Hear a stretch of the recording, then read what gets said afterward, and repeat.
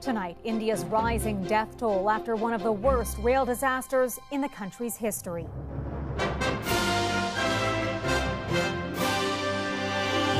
A rescue mission turns to recovery,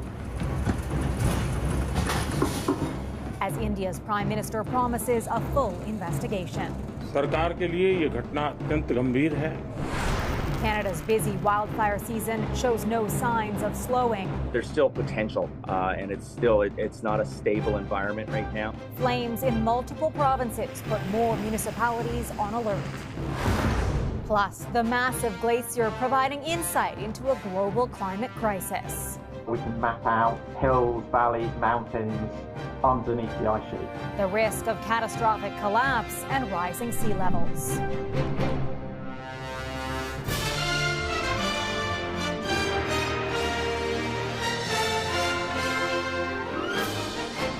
CTV National News with Sandy Ronaldo. Reporting tonight, Heather Butts. Good evening. The desperate race to save those trapped is now a recovery mission in one of the worst rail catastrophes India has ever seen. Heart-wrenching images in the world's most populous country. The sheer force of the three-way crash killed at least 280 people and injured as many as 1,000. The tragedy reverberated across India, renewing calls for authorities to confront a massive and outdated rail network. CTV's Annie Bergeron-Oliver starts us off.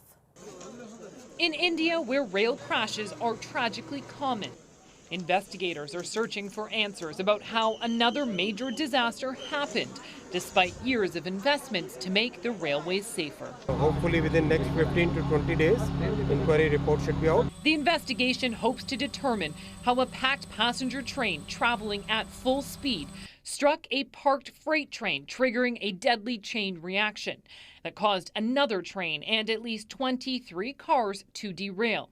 Some flipped on their sides, trapping travelers inside. This man heard a loud bang when the impact happened and ran to help pry out survivors. Those rescue efforts continued all night long, but late today, the search for survivors came to a halt. More than 1,000 people have now been confirmed dead or injured. This man was one of the more than 2,200 passengers on board the trains.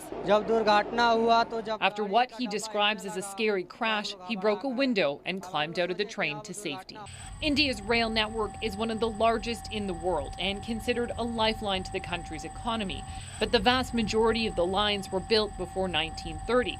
And despite work by governments like that of Prime Minister Modi, who toured the scene today, several hundred crashes happen every year. This one, though, the worst since 1999, when a head-on collision killed nearly 300 people. India transports about 13 million people every day on its rail networks. Early reports suggest this tragedy may have been attributed to a signal failure. An investigation, Heather, is currently underway. Such devastation, Annie. Thank you. A small riverside community on Quebec's North Shore is mourning the deaths of 4 children following an overnight fishing accident. A group of 11 people were fishing on foot along the shoreline of Port-Neuf-sur-Mer when they were swept into the fast-moving tide of the St. Lawrence River. 6 people were rescued. The children, all over the age of 10, were pronounced dead in hospital. 1 man is still missing. And just hours from there, thousands have been forced from their homes in Sept-Îles as raging forest fires threaten communities across Quebec. Tonight, the Prime Minister tweeting the federal government will deploy members of the Canadian Armed Forces to help support Quebec's response to the ongoing wildfires. CTV's Vanessa Lee on why that help is desperately needed. People who live in this small Quebec town describe it as apocalyptic. All 2,000 in Le Bel-sur-Quévillon were forced to flee, with flames getting dangerously close. It's one of more than 130 fires burning in the province, with 20 threatening homes or infrastructure. Video taken from the International Space Station shows the immense scale of the wildfires. Authorities have declared a state of emergency in the North Shore community of Sept-Îles, where plumes of smoke fill the air. Environment Canada has issued a special air quality statement, warning the smoke can be harmful to everyone's health even at low concentrations. Officials say while the two fires closing in on the city of 25,000 did not grow overnight, they're still out of control. Already, at least 5,000 here have been evacuated, anxiously wondering what they will be returning to. Everyone is stressed, says Roberto Stea, who is currently away for work. He says when he gets home, he wants to stay put and protect it. 100 members of the Canadian Armed Forces were expected in the region today, with another 100 arriving tomorrow. They will be providing firefighting resources and helping with wildfire response planning and coordination. There is rain in the forecast for northern communities, but not until Monday or Tuesday. Desperately needed relief that can't come soon enough. Heather. All right, Vanessa, thanks. There was some relief for crews in Nova Scotia as much needed rainfall helped in the fight against wildfires in that province. This weather, while it may seem gloomy, was obviously welcomed and gave our crews the opportunity to do a lot of really good work. Officials say there are still active hotspots in some areas, but today's cooler temperatures let crews gain the upper hand over most of the fires. There is still one, the largest in the province, burning out of control in Shelburne County. Members of the military arrived from New Brunswick to assess the need for support in Yarmouth, Tantallon and Shelburne, where CTV's Hafsa Arif reports. It's been 6 days since Teresa and Tyler Dedrick had to leave home with their 3 kids. They don't know if that home is still standing. We just don't know anything that's going on. While the rain brings some hope, the couple says they know what they're seeing today is not enough. Our daughter woke up this morning and she's like, "Oh, it's raining. Can we go home?" And we're like, "It's not that quick. It's not just overnight rain and go home.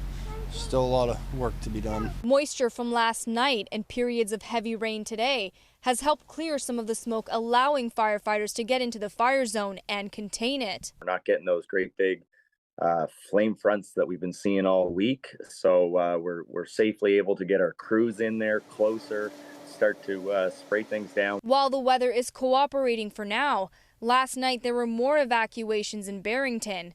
The local warden reminding all evacuees to stay clear of the affected areas. While we have confirmed that some structures, including homes, have been destroyed and some are still threatened, there are no firm details on numbers as of yet.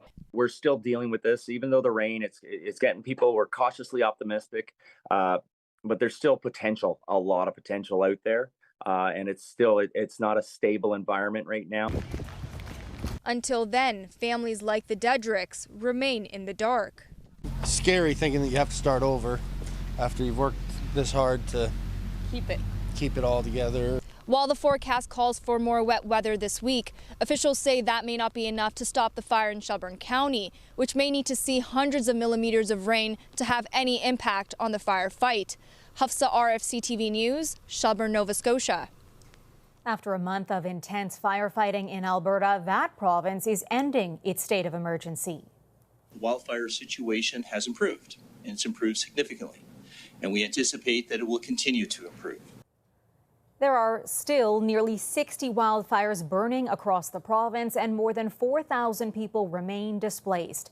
Officials warn this wildfire season is far from over, with more than 1 million hectares of scorched earth already. It's not just fires. There is chilling new evidence tonight near the South Pole of a climate in crisis. Scientists, for the first time, have mapped the ground beneath Antarctica's most vulnerable ice sheet, and what they uncovered is just the tipping point. CTV's Melanie Nagy on the so-called Doomsday Glacier. Antarctica's Thwaites Glacier is a huge ice formation similar in size to Florida. It's also melting and losing mass as ocean waters warm. It's one of the most rapidly changing glaciers in Antarctica. It's kind of has the highest potential to change rapidly in the coming century. Scientists have been studying the sensitive area for years, but only now have they mapped the ground beneath the glacier, which is key to understanding how climate change impacts it. We can map out the hills, valleys, mountains underneath the ice sheet. To survey the massive ice chunk, researchers used an airplane equipped with a special radar. And this sends out pulses of radio waves that actually penetrate through the ice, go all the way through the ice down to the rock underneath. The scientists say the subglacial map published in a new study this week shows less sedimentary rock than expected. They also noticed changes in the spot where the glacier meets the seafloor. It's said to have retreated by 14 kilometers since the late 90s. We've watched the ice shelf go from a big solid ice shelf 30 years ago to a disintegrating mass of rifts and fractures. Experts warn that as the glacier changes, it's at risk of collapsing, which could raise sea levels by 70 centimeters or 2 feet. It's breaking up, it's retreating, and that's allowing the grounded ice to get into the ocean more quickly, causing sea levels to rise. The researchers plan to expand their mapping project in the coming months because every bit of knowledge gained about the glacier provides vital insight into its ongoing transformation. Melanie Nagy, CTV News, Vancouver. To the war in Ukraine now, where a barrage of Russian shelling in Dnipro injured at least 20 people. Rescue workers dug through the rubble after a missile struck a two-story residential building, while the Kremlin reported 2 people were killed in Ukrainian shelling inside a Russian border city of Belgorod. It comes as President Zelensky told the Wall Street Journal Ukraine is ready to launch a counteroffensive. Ukraine was on the agenda at a security summit in Singapore, where Canada's defense minister pledged to significantly boost military presence in the Indo-Pacific. But it was a dramatic scene between U.S. and Chinese ships that has many focused on the lines of communication. CTV's Tom Walters reports. At a security conference in Singapore today, Canada's defense minister joined the chorus of those criticizing what is seen as Chinese provocation. We need to be eyes wide open on China. They have become an increasingly disruptive global power. She was speaking at the so-called Shangri-La Dialogue, where the U.S. Secretary of Defense and his counterpart from the People's Republic of China barely got close enough for a handshake. I am deeply concerned that the PRC has been unwilling to engage more seriously. Lloyd Austin accused China of not doing enough to keep lines of communication open between military leaders, needed, he says, to keep small incidents from escalating, like what he calls the risky Chinese intercepts of Western planes in international airspace. We've all just seen another troubling case of aggressive and unprofessional flying by the PRC. He's talking about this, a Chinese fighter jet cutting directly across the path of an American reconnaissance plane last week over the South China Sea. In a similar encounter in December, a Chinese plane came within just a few meters of an American one, forcing it to take evasive action. And just today, it's reported the U.S. destroyer Chung Hoon was confronted in the Taiwan Strait by a Chinese warship that put itself on a collision course. For their part, Chinese officials insist any breakdown in communication is the fault of the U.S. for not creating the right conditions, a notion Austin rejects. Dialogue is not a reward. It is a necessity. Whether or not the U.S. and China are talking to each other, they had a lot to say today about each other. Tom Walters, CTV News, Los Angeles. Coming up after the break. There were 6 individuals that were involved in an altercation on the bus platform. Another attack on the country's busiest transit system. Plus, a paraglider's tangled tale over a BC community.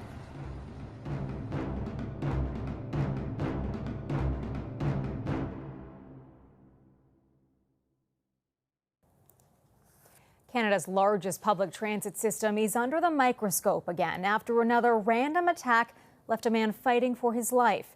The stabbing adds to the growing list of violent incidents involving younger crowds, leaving many riders feeling uneasy. CTV's Allison Hurst explains. As a bus passes through Kennedy Station in Scarborough, Toronto police document the latest violent attack on transit. There were 6 individuals that were involved in an altercation on the bus platform. During the altercation, the victim sustained 2 stab wounds. He was sent to hospital in life-threatening condition while police tracked down the 5 suspects. The boys range from ages 12 to 15, and they are all facing the same charges. A 12-year-old, a 13-year-old, 2 14-year-olds, and a 15-year-old are facing charges of aggravated assault, assault with a weapon, possession of a weapon, and disguise with intent. The fact that it's such a young age is terrifying. Like you can't trust anyone, I guess. The attack happened last night around 8:15. Police believe it was random, saying they are unaware of a connection between the group and the victim and that a knife was found on scene. The epidemic of violence on the TTC is getting younger and younger. 8 girls, bomb, bomb, bomb. In December, Ken Lee was killed in an alleged swarming attack. The 59-year-old was stabbed near a shelter in the area of York and University. 8 teenaged girls between the ages of 13 and 18 have been charged with second-degree murder. In January, CTV News obtained video of an alleged swarming of 2 TTC workers. 4 13-year-old boys were charged in that case. And that same month, a subway rider was allegedly shot at with a BB gun. 4 teens, all either 15 or 16 years old, were charged in connection. There needs to be a more honest discussion of the YCJA, the Youth Criminal Justice Act, and whether it's time for an update of that, because we're certainly seeing an escalation in the kind of violence being perpetrated on innocent people in Toronto. Toronto police say the victim in last night's incident is recovering. His injuries no longer deemed life-threatening. Allison Hurst, CTV News, Toronto. A gunfight along Israel's southern border with Egypt has left 3 Israeli soldiers and an Egyptian officer dead. Israel says the Egyptian border guard crossed over and fired at troops, while Egypt claims its officer was chasing drug smugglers. Israel and Egypt have been at peace for more than 40 years. Fighting between the sides is extremely rare. Still ahead tonight, the word on the street. Enough is enough! Anger and anxiety over higher prices and low-paying jobs.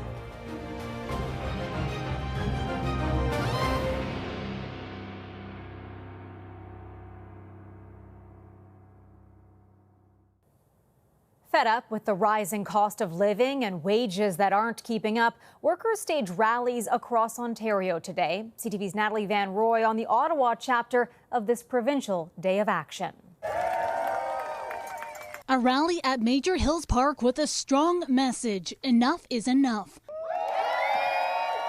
All different organizations coming together in a united front on the 1-year anniversary of Doug Ford's re-election. As someone with disability, I worry that, if I have a healthcare need, is it going to be taken care of? Is there going to be space for me in the ER? Gathering here are unions, community groups, volunteers, and residents. What I want is the Ford government to sit down and think about how his actions are affecting our students in Ontario. The event is called the Day of Action. Enough is enough! Rallies held province-wide by the Ontario Federation of Labour. We were marching to keep our healthcare public, to keep our education public, and to fight for a more affordable Ontario. Kenzie McCurdy is living with a disability and wants her voice heard loud and clear. All the issues that I care about are under attack in Ontario. Social housing, accessible housing, affordability, healthcare. The event called on a number of demands for the provincial government, including wage increases for workers across different sectors, keeping schools and healthcare public, as well as concerns around the cost of living, like the cost of groceries, gas, and housing. The march left Major Hills Park for George Street. Police officers shutting down traffic as hundreds took to the streets. Group then heading into the Byward Market, where bystanders took photos and honked in support of their cause. Each group here has their own demands to make their lives better. Natalie Van Roy, CTV News. In Turkey, a country also deeply divided over inflation and a faltering economy, their longest-serving leader took office today. Tayyip Erdogan was sworn in for his 3rd mandate as Turkish president after winning the runoff vote last weekend. A strange sight this weekend had people in Vernon, BC looking up. Fire crews worked to rescue this paraglider caught up in power lines 6 meters off the ground. It happened when the man's fan ran out of fuel and he tried to make an emergency landing. No injuries were reported. And another reason to look up this weekend, the last full moon of the spring, called Strawberry Moon, will light up the night sky. It's expected to ripen and appear full for at least 3 days. A treat for the eyes. And coming up after the break, a treat for the ears. This melody is especially meaningful for his mother. Next.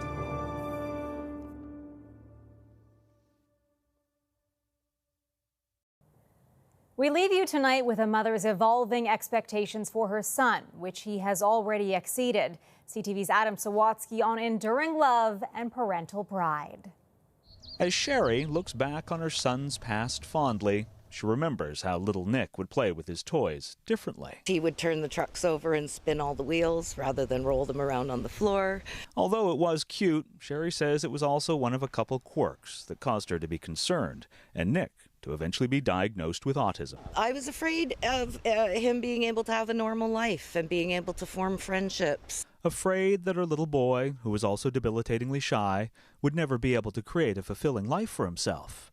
But then, years later, during a cooking class, Nick noticed someone's guitar. I picked it up one day and started sort of doodling around. Nick says he felt compelled to teach himself how to play. I just couldn't help the enthusiasm. And after learning to perform other people's songs, started writing his own. I felt like it was made for me to be creative.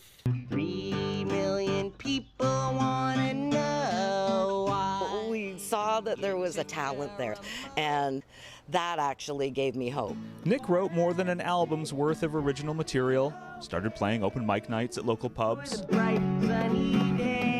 and is now the musical leader for The Deviants, a group of creative adults with disabilities supported by professional writer and performer Wes Borg. And it's like Homer Simpson said of Lisa. He said, "You're my greatest accomplishment, and you did it all yourself." Wes says he's also proud of how the group's new musical, Secret Society of Deviant Superheroes, satirizes the comic book genre by being free of fisticuffs. Because maybe we could help people without beating somebody up. A comedy that looks at comic book characters differently, featuring original songs by the boy who used to play with toys differently, inspiring a formerly fearful mom to feel differently. Now I see him coming into his own. He's formed real meaningful friendships with the other kids in the theater troupe. He just makes me incredibly proud to be his mom. Adam Sawatsky, CTV News, Saanich. Nothing like a backyard jam session. That's it for us for this Saturday. I'm Heather Butts. For Sandy Ronaldo and all of us at CTV National News, thank you for watching. Good night, and we'll see you again tomorrow.